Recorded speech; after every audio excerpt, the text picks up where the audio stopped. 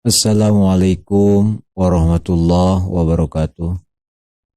Berjumpa kembali bersama channelnya Cerita Tukang Jahit. Baik, pada kesempatan kali ini saya akan membawakan sebuah cerita yang berjudul Hantu Tanpa Wajah di Musola Tua. Tanpa berlama-lama lagi, kita masuk ke ceritanya.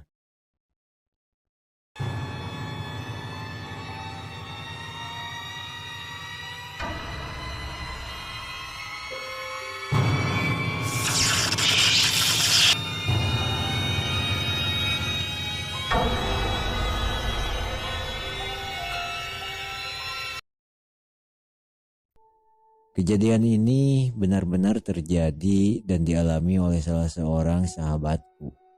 Saat itu Sobirin yang kala itu masih duduk di bangku kelas 1 SMP.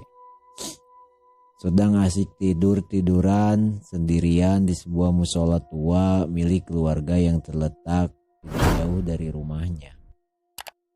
Akhirnya Sobirin benar-benar tertidur pulas. Maklum, tadi selepas sholat isya, dia tampaknya kelelahan karena habis bermain dengan teman-teman sebayanya. Biasanya, pria yang suka menggambar dan memasak ini memang sering tidur di musola tua tersebut, menemani ayahnya yang rajin melaksanakan tirakat. Tetapi kali ini dia tidur sendirian, karena ayahnya saat itu sedang berada di luar kota. Sobirin tertidur dengan posisi miring, meringkuk dengan kepala mengarah ke kiblat, sambil badannya diselimuti sarung butut. Sekitar pukul 2 dini hari, dirinya terbangun karena mendengar ada suara orang yang sedang melantunkan ayat suci Al-Quran dengan merdu dan fasih sekali. Dan benar saja, hanya berjarak 1 meter di hadapannya, terlihat seorang yang sedang melaksanakan sholat. Anehnya, pria itu mengenakan jubah putih dengan tutup kepala seperti pakaian orang Arab. Belum pernah ada orang yang sholat dengan berpakaian seperti itu di musola tersebut. Sobirin merasa aneh dan merasa ada yang tidak wajar.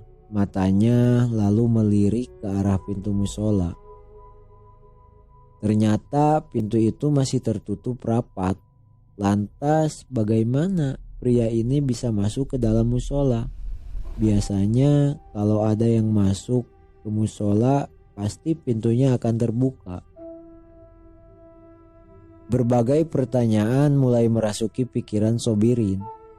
Hatinya mulai merasa tidak enak, tetapi dia masih berusaha berpikiran positif. Tanpa disadarinya, sholat pria yang dihadapannya itu sudah memasuki tahap akhir. Tak lama kemudian, kepala pria misterius itu perlahan menghadap ke kanan sambil mengucapkan salam sebagai tanda penutup sholat. Assalamualaikum warahmatullahi. Sontak wajah pria berjubah putih itu terlihat oleh Sobirin. Subhanallah, ternyata wajahnya terlihat datar, tanpa ada mata, mulut maupun hidung. Mukanya hanya terlihat polos, putih bercahaya persis seperti lampu taman yang terbentuk bulat. Hantu! Allahu Akbar! Teriak Sobirin yang kaget bukan kepala. Mata Sobirin terbelalak seperti mau keluar. Kedua tangannya berusaha menutupi wajahnya yang terlihat sangat ketakutan. Tubuhnya menggigil seperti orang yang sedang kena panas tinggi. Sesaat kemudian, Sobirin tidak ingat apa-apa lagi. Dirinya terlelap tak sadarkan diri. Mendekati waktu subuh, Beberapa pria mulai berdatangan ke musola tua itu. Mereka terkejut mendapati seorang anak kecil yang sedang tertidur dengan posisi yang tidak wajar. Terlihat anak remaja itu tubuhnya meringkuk, namun kepalanya terlihat sedang memandang sesuatu dengan mata terbelalak. Kedua tangannya tampak sedang berusaha menutupi wajahnya. Tubuhnya kaku seperti robot. Para jemaah musola itu berusaha membangunkan Sobirin yang masih terbaring pingsan. Namun tak seorang pun yang berhasil menyadarkannya.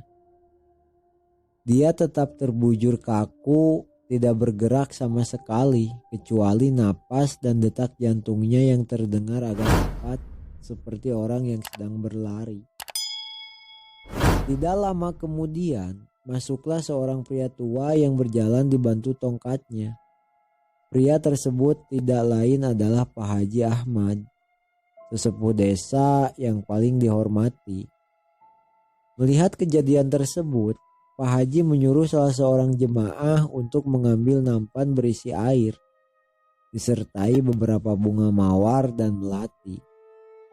Setelah itu, air tersebut dibacakannya beberapa doa yang diambil dari beberapa ayat suci Al-Quran. Air dari nampan tersebut lantas diusapkan ke muka Sobirin. Anehnya, hanya dalam tempo beberapa detik, tubuh Sobirin menjadi lemas dan dirinya sadar kembali.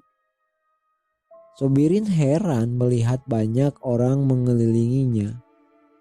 Setelah sadar apa yang terjadi, dia lalu menceritakan semua kejadian yang baru saja dialaminya.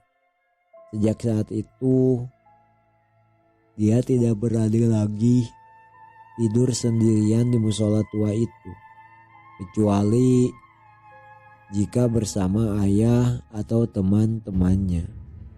Sekian ceritanya. Assalamualaikum warahmatullahi wabarakatuh.